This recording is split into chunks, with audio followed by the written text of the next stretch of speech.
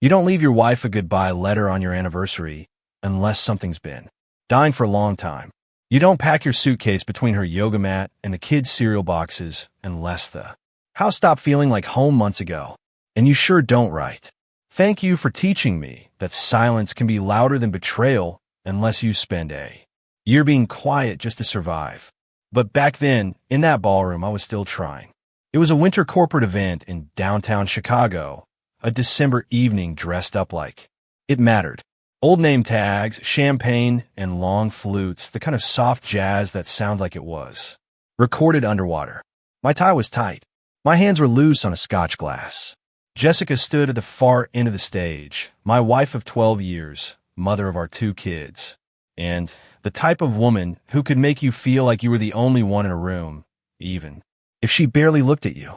She was there as a guest panelist for the spouses of executives Q&A, a charming little segment meant to feel intimate and harmless. Even in the crowd asked about connection, how to keep love strong in a digital world.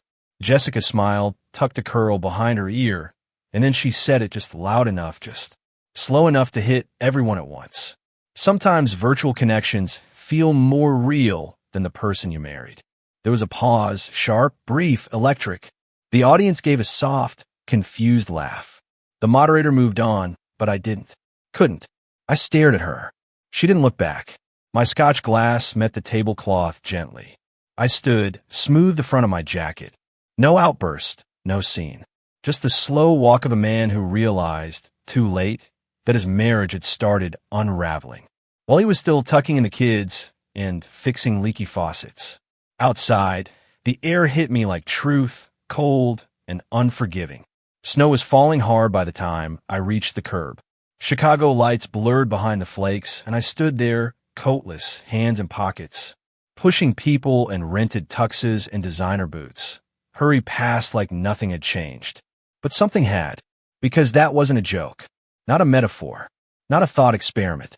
It was confession veiled in charm, spoken on a mic like she was testing the weight of her truth in front of strangers. And it landed. Right then I knew she was already somewhere else with someone else, even if she hadn't admitted it to herself yet. And me? I didn't feel rage. Not yet. That would come later. But I felt with something quieter, like the moment you realize your house has gone cold. Not because the heat's out, but because the warmth just doesn't reach you anymore. The next morning, our kitchen smelled like orange zest and toasted sourdough. The coffee dripped its usual rhythm. Some might spilled across the tile floor like nothing had happened. Jessica moved through it all effortlessly barefoot, humming some melody she probably picked up from meditation app. She wore one of my old college sweatshirts, the cuffs frayed from years of laundry cycles. It should have looked like love, but on her it felt like costume. She poured coffee into 2 mugs and handed one to me like she always did. Then, just as easily as she'd said it the night before, she leaned against the counter and chuckled. "By the way," she said, "I hope that comment didn't come off word last night. Someone DM'd me asking if we were getting divorced." I didn't flinch, just took a slow sip and let the heat anchor me. Jessica rolled her eyes, smiling like it was all one big misunderstanding. It was just a philosophical thing. You know about connection in the modern world. I nodded once. Not too slow, not too fast. That's what I figured. I said calmly, setting the mug down with care. People love to take things out of context. She looked relieved, almost amused. Exactly. And that was it. No apology. No curiosity about how it might have sounded to her husband sitting 10 feet away. She was already moving on, talking about how the kids needed winter boots and weather. We should try a new grocery delivery app. I opened my laptop, inbox full, quarterly report due, a meeting in 20 minutes. The world didn't stop just because something inside me did. I tapped my keyboard, scanning numbers, graphs, lines of communication. Jessica walked behind me, trailing her usual scent, lavender and the faintest trace of vanilla shampoo. She kissed the top of my head, said, "You good?" I gave the same answer I'd been giving since our 2nd year of marriage, when stress and silence started replacing surprise and softness. Yeah, all good. But I wasn't. Not really. Because something in me had shifted the moment she said that line on stage. Not shattered, just tilted. And now I couldn't unsee the angle. She'd given me an answer this morning, one wrapped in charm and plausible deniability. But I'd heard what she said. I saw how her eyes never looked for mine in that room. And I felt deep in the part of myself that still believed in vows that we'd both stepped onto opposite ends of a very thin wire. She thought we were fine, that I was fine, and I let her believe that. Because when someone starts rewriting the story you thought you were living, sometimes the smartest move is to stay quiet and pay attention. It started with a simple sync issue. I connected our shared calendar app to my desktop to track the kids' school schedule, the best club, dental appointments, a birthday party at Sky Zone. But that morning, something I'd blinked in the corner of my screen. A notification from her cloud drive. A permissions update I hadn't made. Curious, I clicked. Not because I didn't trust her, but because something in me had gone quiet since that night at the event. And silence makes you notice things you used to ignore. A folder opened, then another, then a save browser session she hadn't logged out of. At first, it was nothing flight searches, a few bookmarked poems, a Pinterest board, called Alone in Stillness. I almost closed the window, but then I saw it. A string of messages logged through a chat app one didn't recognize. They weren't dated recently. Weeks ago, maybe months, but the tone was unmistakable. Just hearing your voice steadies me, she wrote in one. Do you ever feel like you're already married to the wrong version of your life? And the one that stopped me cold. I feel more seen in our messages than I do in my own kitchen. I scrolled, page after page of late-night notes. Poetic, raw, not graphic, not sexual, but painfully intimate. They talked about books, dreams, childhood regrets. About us, her and me, as if I were a city she used to visit but no longer lived in. His name was Aaron. San Francisco, a freelance writer, judging by his bio on a link she'd shared with him. Her chats were full of timestamps, time zones, little jokes about how the Pacific light was always softer than Chicago's harsh blue. I sat there, my hand still on the mouse, heart not racing, just sinking. She never mentioned him. Not once. Not during dinner. Not when we watched reruns with the kids. Not even when she crawled into bed beside me with that distant expression she'd passed off as tiredness. And yet there it was, a whole second life. One where she wasn't Jessica, my wife and partner in grocery lists and bedtime routines. She was someone else, someone freer, someone reaching. It wasn't physical, not yet, but in some ways that made it worse. Because this wasn't lost. It was longing, a slow, deliberate tethering of emotion to a stranger whose words apparently soothed her in ways mine no longer could. I didn't slam the laptop shut. I didn't shout. Instead, I leaned back in my chair and closed my eyes. What would you do if the person you trusted most had already emotionally left you but still made your coffee in the morning? Would you confront them? Would you screen? Or would you do what I did? Open a blank document. Start typing everything you've seen, everything you feel, and begin to build your escape. That day, I started documenting. Not because I wanted to catch her, but because I needed to understand when it all changed. And I needed proof. If not for anyone else, then at least for myself that I hadn't just imagined it. I never asked her about Aaron. Not because I was afraid of the truth. By then, the truth had already found me. But because I didn't want to give her the gift of my anger. That would have made it real for both of us. A scene, a confrontation, something she could spin later into well. We fought a lot during that time. No, I wanted calm, control, a quiet path out. So I booked a therapy session. I told Jessica it was a work lunch. She didn't blink. She never asked. The office was on the third floor of a brick building tucked between a yoga studio and a juice bar. Inside, it smelled like peppermint tea and worn carpet. Dr. Green was in her late 50s with kind eyes and shoes that squeaked when she walked. She didn't offer me a clipboard, just a chair. Why are you here, Daniel? She asked. I stared out the window for a moment before answering. My wife's having an emotional affair. I said, voice level. She thinks I don't know, but I do. She nodded slowly, folding her hands. Do you want to save the marriage? I thought about that. I really did. Thought about the kids' artwork on the fridge and the way Jessica still hummed while folding. Laundry and how we used to fall asleep tangled like roots. No, I said quietly. I want to leave without setting fire to the house. So that's what I started planning.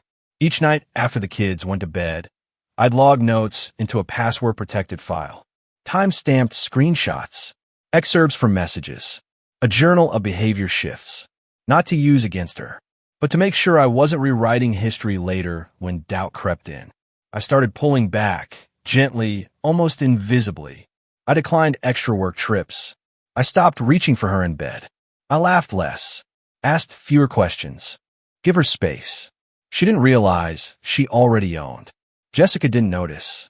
Not really. She was distracted, caught up in her phone. Her client calls. The inner life she thought she was managing so carefully. One afternoon, she came home early, caught me in the kitchen with a bowl of pasta and my headphones on. I paused my audio journal and looked up. You're quiet these days, she said, half smiling. Just tired. I replied. She kissed my cheek. I'm glad you're not the jealous type. I smiled back. But inside, something steady and final was beginning to take shape. Because when you know it's over and you decide not to rage, not to beg, you begin to think. In terms of exits. Not revenge. Not drama. Just peace. I didn't want to destroy her. I just didn't want to be destroyed staying with her. It started with the way she stared at my phone. At first, I thought I was imagining it. But then I caught her 3 mornings in a row, glancing at my screen just a little. Too long when it lit up on the counter. Homeless notifications. Calendar pinks. A weather alert. Nothing that said, he's hiding something. But Jessica was watching. I wasn't cheating. I wasn't even flirting. But her guilt had built a mirror. And now, every ounce of distance I gave her reflected something back she didn't want to see. She started asking subtle questions. At dinner, do you ever talk to that woman from your team? What's her name? Natalie? Is your phone always on silent now? Why don't you leave your laptop open like you used to? They came wrapped in soft tones, laced with casualness. But I knew exactly what they were. She thought I was doing what she was doing. And maybe that was fair, because I wasn't sharing my days with her anymore. Not really. Not the way I used to. I still made dinner, folded laundry, kissed her cheek goodnight. But the warmth behind it had cooled. I was giving her the shape of our marriage without the spirit. And it terrified her. One night, she came into the living room wearing that old blue hoodie she knew I liked. She curled up next to me on the couch, pressed her face against my shoulder, and asked, "You still love me, right?" I turned the TV volume down a notch, looked at her. "What makes you ask that?" She laughed, tight, brittle. "I don't know. You've been kind of elsewhere lately." I didn't lie. I didn't reassure her either. "I'm here now," I said quietly. It wasn't a comfort. Not really. Because the thing about emotional affairs once you've had one is that you begin to assume everyone else is capable of the same. Even the person you once believed was too steady, too boring, too devoted to stray. She thought I was hiding something. And in a way, I was. I was hiding the fact that I had nothing left to fight for. But I hadn't left. Not yet. And that confused her more than anything. So she got sharper, more affectionate, then more suspicious. One day, she'd text me a heart emoji out of nowhere. The next, she'd ask if I was sure I was working late. She even checked the car mileage once. I saw the odometer reset. I said nothing, because watching her paranoia rise was like watching the magician fall for their own trick. She had cast the first shadow, and now she was stumbling through the dark, trying to find me in it. It was a Thursday night when it happened. Not dramatic, not stormy. Just one of those quiet evenings when the house settles into itself, kids brushing teeth. Upstairs, dishwasher humming, the scent of soap and wood polish hanging faintly in the air. As in the den, lights dimmed, speaking softly into my phone. My voice low even. Familiar. Jessica came around the corner, holding a basket of clean laundry. Her sock-covered footsteps barely audible. I didn't see her right away. Not until she paused in the doorway. Frozen. I kept talking. "No, I've been sleeping fine. Just trying to stay grounded. I don't feel angry. Just untethered."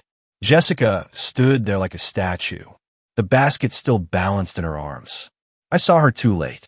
Her eyes locked onto mine, then shifted to the phone. Her face didn't change right away, but something behind her gaze tightened, like a last X stretch to the edge of snapping. I finished my sentence. "Yes. Next Tuesday at the same time." That works. Then I ended the call. Silence. She stepped inside, one sock foot after the other. Slow and deliberate. She set the laundry basket down with this calm precision that made me realize she had rehearsed this moment in her head 1,000 times.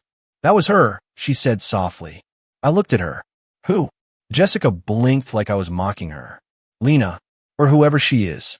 Her voice wasn't raised. That's what surprised me. No, I said. That was Dr. Abrams. My therapist.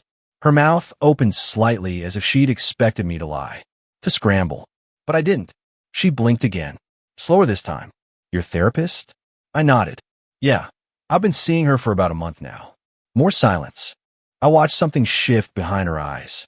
Her shoulders dropped. Not with relief, but with recognition.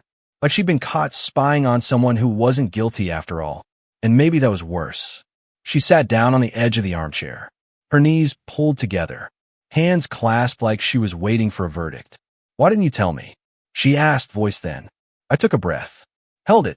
Let out slow. Because I didn't want to make you responsible for how I feel. Not anymore. Her lips parted. She didn't speak. I sat down across from her. Elbows on my knees. I didn't cheat on you, Jessica, I said, looking her dead in the eye. But you did on me. You just used words instead of bodies. She didn't deny it. Didn't even flinch. Instead, she looked down at her hands like they might have the answers scribbled across. Her skin. I didn't mean for it to be anything. She whispered. It started as talking. Escaping. I didn't think it would go that far. I stayed still. She went on like a slow leak finally giving way. It wasn't about him. Not really. It was about how he made me feel. Heard. Interesting. Like I still mattered. I nodded. Once. I get that. I said. I really do. Tears welled in her eyes. But she wiped them away fast. Almost embarrassed. I never wanted to hurt you. You didn't. I said. Not at first. I was up at me. Startled. What do you mean? I held her gaze, steady and calm. You hurt me when you stopped trying. For a moment, all I could hear was the gentle churn of the dishwasher behind us. No yelling. No accusations. Just two people sitting in the ruins of something they used to protect. I stood. Good night, Jess. I left her there, in the quiet, her hands still clasped, her eyes still searching. But the thing is, I wasn't lost. Not anymore. Saturday afternoon. Rain on the windows. One of those gray Midwest days that makes everything feel like it's underwater. The kids were at Jessica's parents' house, some last-minute sleepover she'd arranged. Maybe to give herself space. Maybe to give us time. I hadn't asked. I was in the kitchen making tea. Mint. Because coffee felt too harsh. The kettle squealed soft steam. And I poured the water into 2 mugs before I realized I wasn't expecting company. But she came in anyway. Jessica stood in the doorway, like she didn't quite know how to step forward. Her hair was damp, pulled into a careless knot.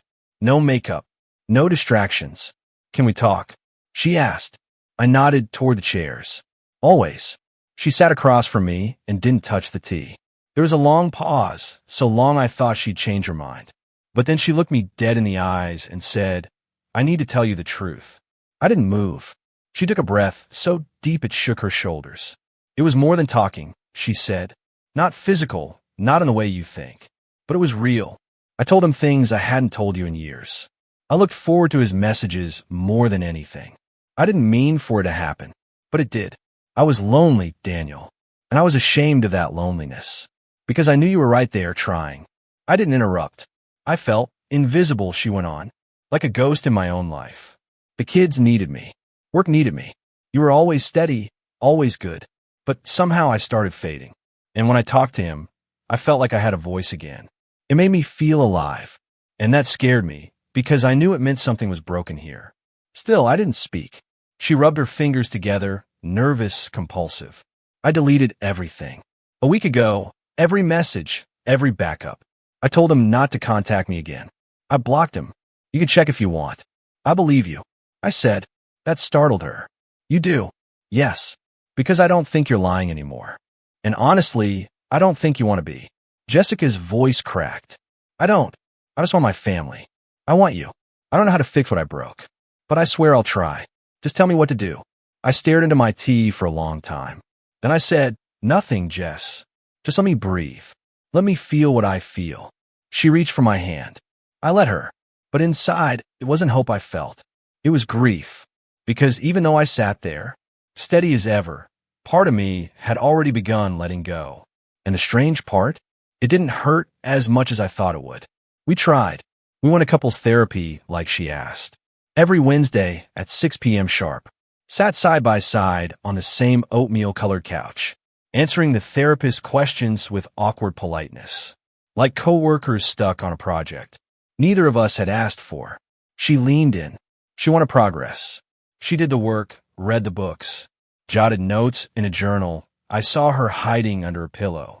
She made my favorite meals again. Texted during the day, thinking of you. Hope your meeting went well. She reached for my hand at red lights. Laughed a little too hard at my quiet jokes. But none of it reached me, not in the way it used to. That's what happens when something breaks inside you quietly, without screaming or slamming doors. It doesn't explode. It drains. And then one day you look at the person you promised forever to, and feel nothing but a soft ache of memory. I wasn't angry anymore, just numb. During therapy, I answered honestly, but sparingly. I felt abandoned. I told the therapist once. Jessica turned to me, eyes glassy. Why didn't you say anything sooner? I looked at her calm, because by the time I understood it, I didn't trust it would matter. At home, we still moved through the same rhythms, brushed our teeth in the same mirror, passed each other in the hallway, laughed with the kids at the dinner table. We were a portrait of recovery on the surface. But the love, it had gone somewhere I couldn't seem to follow. One evening, after the kids went to bed, Jessica sat across from me on the couch and said, "Do you think we're getting better?" I looked at her, really looked and saw the effort, the fatigue behind her hope. "I think we're trying," I said. She nodded, a small, brave smile pulling at her lips. But I didn't smile back, not because I wanted to hurt her, but because I didn't want to lie. She kissed me good night that evening, a soft, familiar kiss, the kind we used to give each other without thinking. I stood there afterward in the hallway, staring at the dark of our bedroom door. And for the first time since we began this whole attempt at repair, I knew exactly what I was waiting for, not healing, closure. The sixth session was the last one. We sat in the same overwarmed office, sunlight bleeding through the blinds and broken slats. Jessica wore a cream sweater that used to be mine. Her fingers fidgeted with the hem, like she was holding on to something delicate and fraying. The therapist asked us to speak honestly. No filters, no pretending. Jessica went first. "I know I made a mistake," she said, voice clear but trembling. "I know I hurt you, but I believe people can come back from things. I believe love can survive if you fight for it." She reached out, touched my knee, tentative. "I'm still fighting, Daniel. Even if it doesn't look perfect, even if I get it wrong." I nodded slowly. Let her finish. And then I said what I had carried for weeks. "You're not a bad person, Jess." Her eyes blinked, fast, waiting for the rest. "But I'm no longer your person." Her hand retracted slowly, as if the heat had gone out of the air between us. She swallowed hard. "What does that mean?" she asked, even though I could tell she already knew. "It means I won't punish you," I said. "It means I still respect you. It means I'll always care. But whatever we were, it's gone." Her mouth opened, then closed. Tears welled up, silent, unforced. She looked like she'd just been told. Someone she loved to die in their sleep. "I don't want to lose you," she whispered. I nodded, steady. "I think you already did." The moment it felt easier to type your heart into a screen than to speak it to me. The room went quiet, not tense, just still, like the dust had stopped floating. The therapist gave us both a moment. Jessica wiped under her eyes, mascara smudging lightly onto her knuckle. "Can we still keep trying?" She asked for the kids. "I'll always be their father." I said, "That doesn't change." And us, I didn't look away. "We'll finish this with grace. That's all I can promise." She nodded, slow, stunned, the way people do when they hear the final verdict and realize there's no appeal. That night, we ate dinner with the kids. Chicken nuggets, broccoli they didn't touch. Homework packets half done. Jessica smiled like everything was normal, but her eyes were far away. And mine? Mine were already planning the quietest Goodbye a man could give. Because this wasn't a war anymore. It was a burial, and I wasn't angry. I was free. The sixth therapy session was the last one. We didn't say it out loud, but we both knew. There was no appointment scheduled. No, see you next week. Just silence at the end. And a soft thank you from Jessica that didn't quite reach the therapist's eyes. The ride home was quiet. Not tense, just quiet, like the static left behind when a long conversation finally runs out of air. She stared out the window, forehead resting against the glass, watching a father push a stroller through the slush-covered sidewalk. I kept my eyes on the road, the wipers carving steady lines through gray drizzle. When we got home, she went upstairs without a word. I stood in the kitchen for a long time, jacket still on, watching the rain smear against the glass, one drop trailing another, like it didn't want to fall alone. We didn't speak again that night. She folded laundry on the couch, like she had something to prove. I pretended to answer emails. The kids stayed busy with their tablet games, unaware of the tectonic shift happening behind their bedroom walls. I didn't sleep well. She must not have either. I heard her turning in bed, the rustle of sheets, the occasional sigh that she thought was quiet enough not to carry. The next morning, I got up before the alarm, made coffee in the half-dark, sat on the back porch while the sky was still figuring out if it would rain or snow. The cold cut through my sweater, but I didn't care. I needed it, something that made me feel alive, even if it stung. Jessica came downstairs later. She moved carefully like a woman who'd woken up inside a house she no longer recognized. Her hair was tied back in a lazy bun. No makeup, no mask.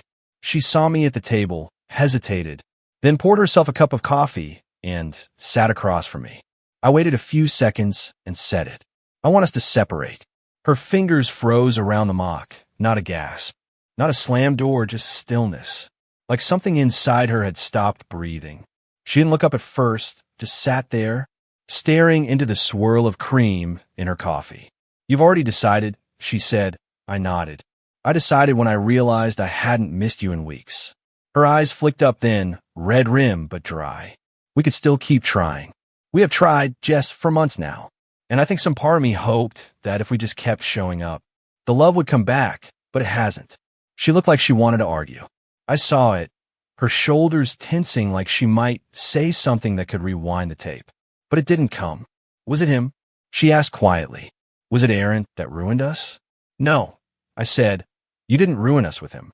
You just made it clear you'd already left before I even noticed the door was open. Jessica pulled her legs up onto the chair, wrapping her arms around them like a child trying to disappear into herself. You said I'm not a bad person, she whispered. You're not, I said, gently, but I'm not your person anymore. She pressed her face into her knees. I waited, giving her time. Eventually, she sat back up, voice steadier. What do we tell the kids? The truth that we're going to live apart, that we love them, that none of this is their fault, and that we're still a team when it comes to them. She nodded, but it was the kind of nod people give when they know the ground beneath them is about to give way. Later that afternoon, she came into my office while I was clearing old emails. She leaned on the doorframe, small and unsure. If I asked you to stay, would you? I paused. No, I said, because staying now would mean pretending. And I can't teach our kids that pretending is what love looks like. Her eyes welled up, and for a second, she looked 20 again, soft, unsure, breakable. Do you love me? She asked. I care about you, I said, and I always will, but I don't love you the way I used to. Not the way either of us deserves. She stepped back into the hall, one hand covering her mouth. I thought she might break down, but she didn't. She just walked away. That night, I took the guest room. She didn't ask why, and the space between our doors felt like a quiet agreement neither of us had the strength to speak. We weren't at war, but we weren't married anymore either. And somehow, that felt like progress. Our anniversary fell on a Sunday. No carts, no reservations. Just an unusually warm January sun melting the frost off our back deck. The kids were at my sister's for the weekend. Jessica had arranged it days earlier, thinking maybe we'd spend the day reconnecting. I let her believe that. I didn't have the heart to correct her. Not yet. The truth was, I'd already packed. 3 suitcases, 1 for me, 2 for the kids. Buck neatly in the trunk of my car the night before while she was brushing her teeth upstairs. I left their favorite blankets on top. The blue one with rockets for Max and Ella's faded unicorn fleece, frayed along the edge, where she always chewed the corner when she was nervous. Inside the house, everything looked normal. Too normal. The dining table was clean. Her laptop, charger coil, just the way she liked it. A lavender candle burning low near the sink. She came downstairs just after 9. Her hair was curled. Light. Hopeful effort. She wore the necklace I gave her on our 5th anniversary. The one with the tiny gold disc engraved with the kids' initials. She smiled when she saw me standing in the kitchen. I thought maybe we could walk around the lake later, she said gently. Like we used to. I nodded once. Maybe. She didn't notice the tightness in my voice. Or maybe she did. Maybe she was pretending to. At 10:15, while she was folding laundry in the den, I placed the envelope on the hallway table. Just a single sheet inside. Handwritten. No drama.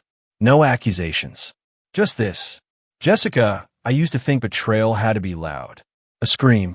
A door slam. A name you never say again. But now I understand.